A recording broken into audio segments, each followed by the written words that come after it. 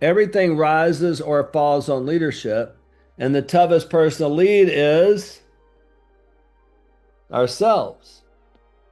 The people that we attract, the people that we hire, the people that we have on our team, our phenomenal dream team, depends on our leading ourselves.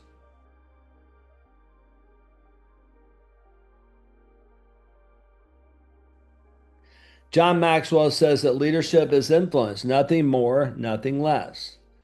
How do you gain influence in someone else's life? By adding value to them.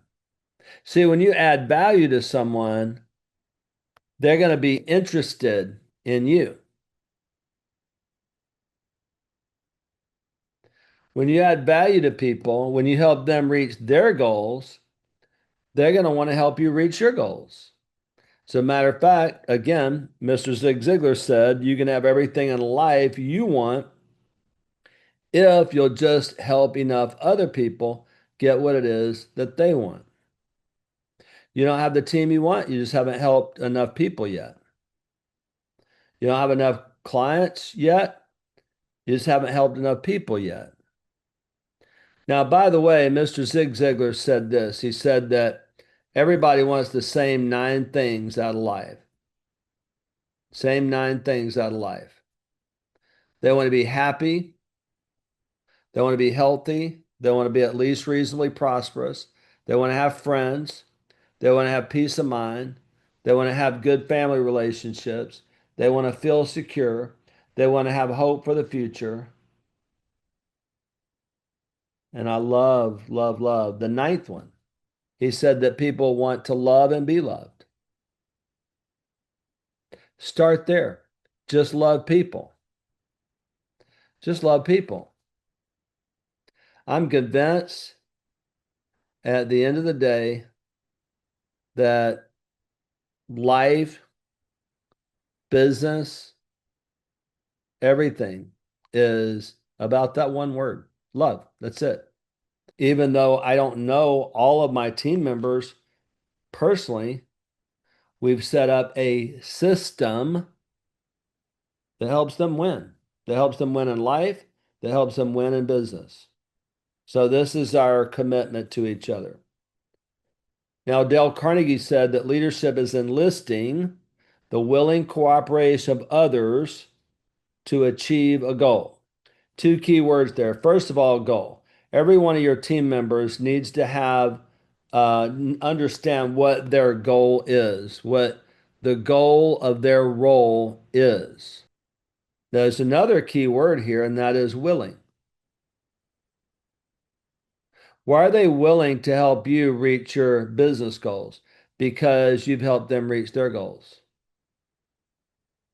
In fact, former President Dwight Eisenhower said leadership is the art of getting someone else to do something you want done because he or she wants to do it. Leadership is an art. It's not just a science.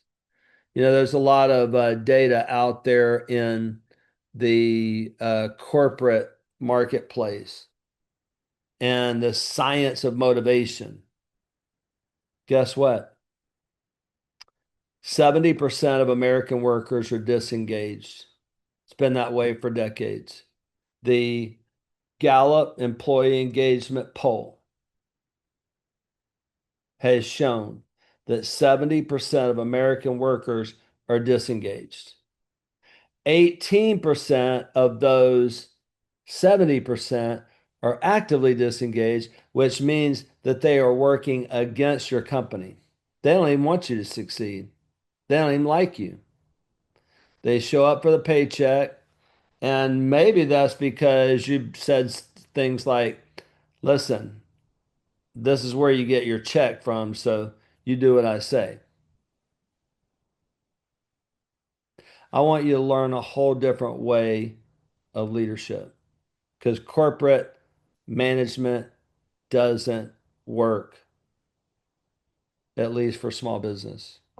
My personal definition of leadership, that again I've developed from being mentored by John Maxwell, Zig Ziglar, Michael Gerber, Brian Tracy, I've come to realize that you can't influence someone if you can't communicate with them.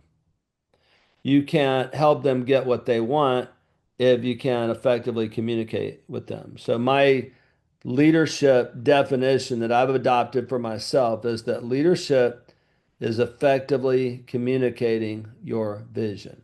See, the vision part's easy. It may not be easy for everybody here. It's easy for me. I know what I want. You might, it's easier.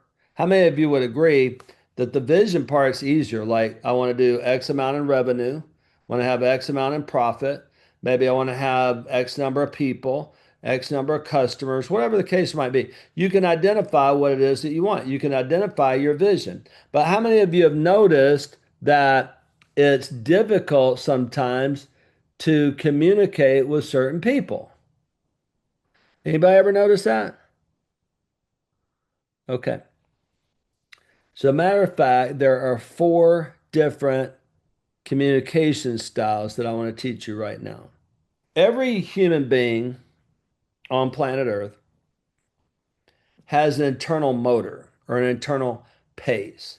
Some people are outgoing and some people are reserved. Not right or wrong, good or bad. It's just how you're wired. Okay. So outgoing people, they wake up in the morning, motors going, they're like, okay, I got stuff to do, I got people to meet. Like, let's go. People who are more reserved are a little more on idle. Again, not right or wrong, good or bad. But hey, let's not run it in the ditch. Let's check everything out first. Let's make sure, everybody's okay and make sure the T's are crossed, I's are dotted, da la la. And they're more reserved. So I want you to participate with me now, and I want you to type in based on your internal pace. Are you more outgoing or more reserved? All right, now the second question is going to be a little bit more difficult than that one. Okay. The second thing about human beings is that we each have a priority. So it's like an automobile. You got the engine, and then you can steer it one way or another. Okay. And some people are task oriented and some individuals are people oriented. In other words, task oriented people, they make lists and got to get this done, didn't get that done today, so got to do that tomorrow. And people oriented individuals are more like, man, I got to see Kira today, got to see Dick today, got to see Levi, got to see Chelsea and Rona was on there. I mean, like, your primary thought is about people. Now let me give you, and this is the one where people are going to be, well, on both, and that's possible. But typically your personality is going to lean one way or the other. Okay. Primarily. Let me give you a real scenario. You walk outside your home and you're in a hurry. You got places, someplace to be, you got stuff to do, and a neighbor's walking by. By the way, she's a talker. And if you're highly task oriented, you got a lot of stuff to do, you might slip back into your house and hope that she didn't see you. Let her pass by before you get in the car and leave, right? But if you're people oriented, there's no way that you would, she might have seen me, you know? And so you're going to want to know what happened at the party Saturday night that you weren't able to go to because you're trying to make three other parties, or you want to know how Aunt Mary is because you heard that she was sick. So task oriented people are in. You don't have to get it exactly right. It might be 49-51, but most people have a primary uh, direction. So put it in people or task. What I just outlined for you is called the DISC model of human behavior. So on the top, you have outgoing. On the bottom, you have reserved. Left side, you have task oriented. And on the right side, you have people oriented. Okay. So outgoing, task oriented, D stands for a dominant style. They're dominant, they're direct, they're demanding, they're decisive, they're determined, they're doers. They just get a lot of stuff done. And their primary orientation is get results. Now, if they're a high D without any people, they're likely to run over people in that process. Now, if you're outgoing and primarily people oriented, that's the inspiring type, or I for short. You're inspiring, influencing, impressionable. In other words, other people make an impression on you because you like people so much. You're interactive, you're impressive, you're very interested in people. And your primary goal is whatever we have to do, let's make it fun. Now, then you have your S type, which is reserved and people oriented, supportive type. You're supportive, stable, steady, sweet. You like the status quo, maybe sometimes shy. You don't like a lot of change. You don't like conflict. You just want to help people. You just want to serve people. I'm here to help you win.